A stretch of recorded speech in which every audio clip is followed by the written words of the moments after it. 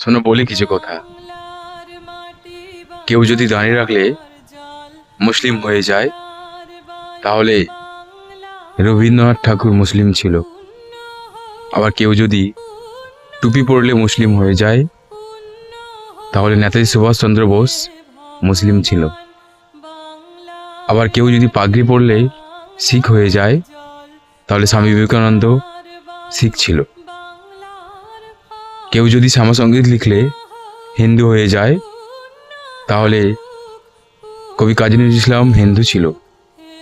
আবার কেউ যদি মাথায় ওড়না দিলে মুসলিম হয়ে যায়, তাহলে মাদার টেরেজা মুসলিম ছিল। ওই আমার প্রাণের প্রিয় বঙ্গবাসী, নেতিবাচক চিন্তা বন্ধ করুন, নিজের দৃষ্টিভঙ্গি বদলান, নিজে সচেতন হন, সমাজকে সচেতন করে তুলুন। সমাজের মধ্যে